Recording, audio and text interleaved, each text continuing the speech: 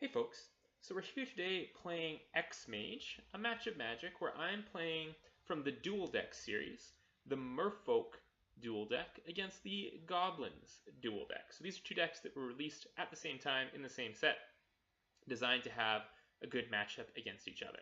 I'm playing them for two reasons. One, because I want a chance to kind of go in depth on turn structure, priority, spell casting, things like that, because it's a topic that's coming up so often in the thread right now. And two, because I want to be able to speak with some authority about these two decks and how they work. So I've jumped into a game. We've just had the coin toss, which my opponent won. So the computer is going to go first. We're going to go second.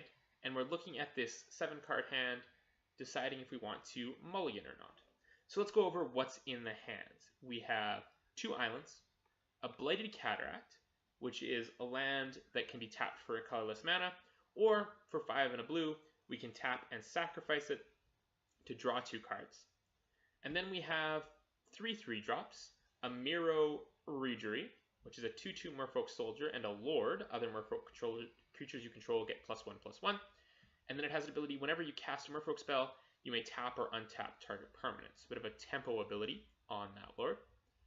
Then we have Cold-Eyed Selkie, which is a 1/1 Merfolk Rogue for 1 blue, effectively in our deck, with Island Walk, so the creature can't be blocked as long as the defending player controls an island.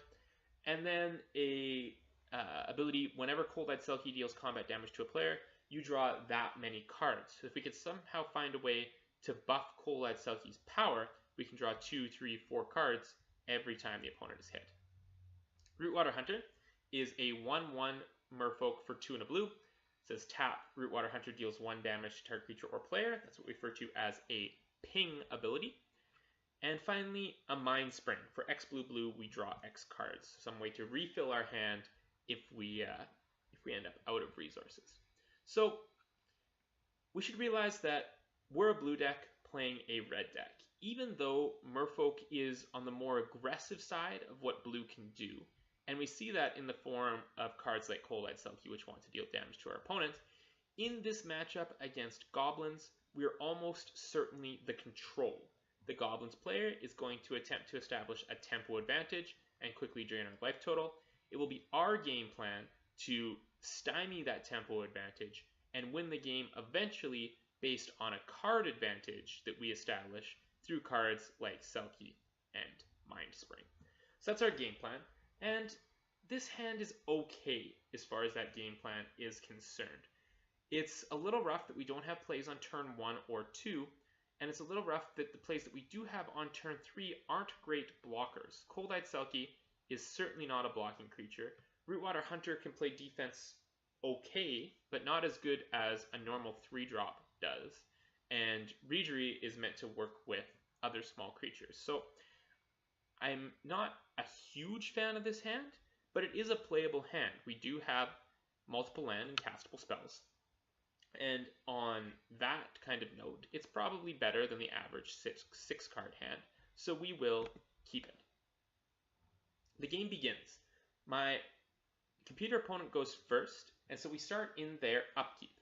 They had nothing to do in their upkeep, so they passed priority to us. And now it's our turn to pass priority back.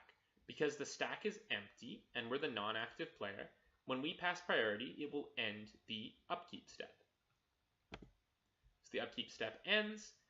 We skip the draw step of the first turn of the game, as you always do in a 1v1 game, and we move into the main phase.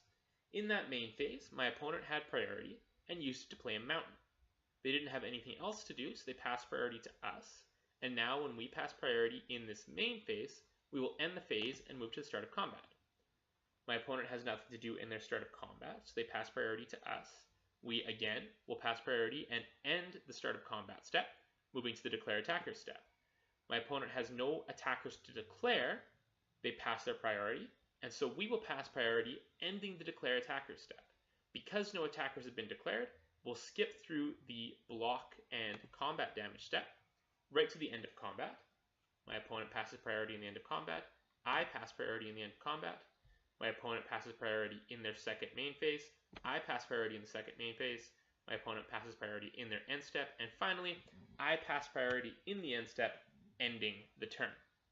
Now, that sequence of passing priority 1, 2, 3, 4, 5, 6 times would have been shortcutted if we were playing a face-to-face game. My opponent would have just said, okay, I'm done, go, after playing their mountain, and I would have said, okay, started my turn, and that would have effectively shortcutted through the rest of this turn. But because we're playing online, we don't have access to those kinds of verbal shortcuts, and we had to do this dance of back and forth priority passing. Don't think that that's something you have to do in person. You're totally free to use shortcuts to get through all of that priority, especially at the start of the game like this when nobody really has any options for play anyway. Alright, on to my turn. My upkeep, which I have no use for, my draw step, in which I draw an island, and into my main phase.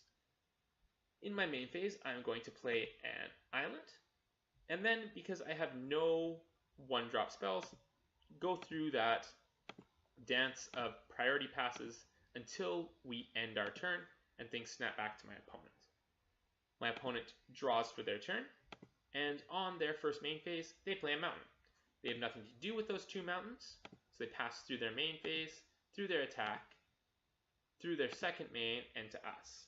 As the defending player, as the self-assigned control, we're very happy that the opponent didn't have a 2-drop, that they won't have access to their combat step next turn, that they are not developing the kind of tempo advantage that their deck is their deck is created to take advantage of.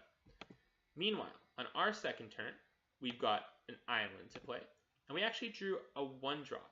This Tidal Warrior is a 1/1 Merfolk Warrior.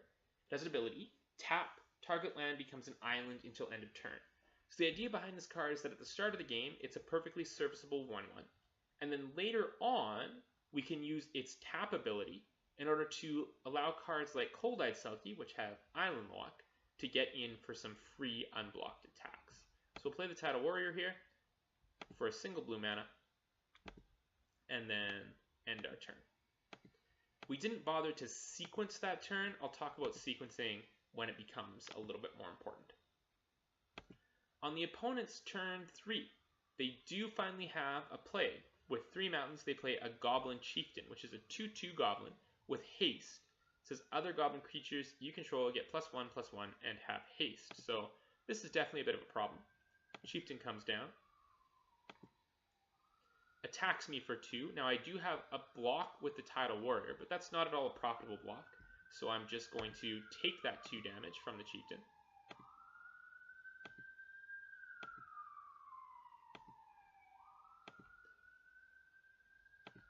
And draw for the turn. Okay, so I drew a Streambed Aquatex. I have a very large number of things that I could do this turn. I could play any of these 3 drops: Reejerey, Cold-Eyed Selkie, Rootwater Hunter, and Streambed Aquatex. Let's remember that I've assigned myself the role of control in this particular matchup, which means that my major goal right now, my major strategic objective, is to stop my opponent from taking advantage of tempo and draining my life total quickly. So more than setting myself up to attack and draw cards, it's important that I find a way to deal with this Goblin Chieftain. If I thought I was the beatdown in this matchup, if I thought I was the one who should be dealing damage quickly, I would just ignore this Goblin Chieftain. But because I think I'm the control, my strategic goal needs to be to deal with it. So which of my 3 drops best allows me a chance to deal with this Goblin Chieftain? The answer is the Streambed Aquatex, because as a 2/3, it has the most profitable block against the attacking 2/2. When the Goblin Chieftain attacks, I can block with the Aquatex, and the Chieftain will be killed while the Aquatex sticks around. Now, that's not to say that my opponent won't have an answer to the Aquatex, but it is the most proactive play in terms of my goal of dealing with the Goblin Chieftain. In order to play the Aquatex, I'm going to have to play the Blighted Cataract as my land for the turn. And then I want to think about sequencing this turn. I can either play the Aquatex now or in my second main phase. So here's how this is going to shake down. Because I want my opponent to be as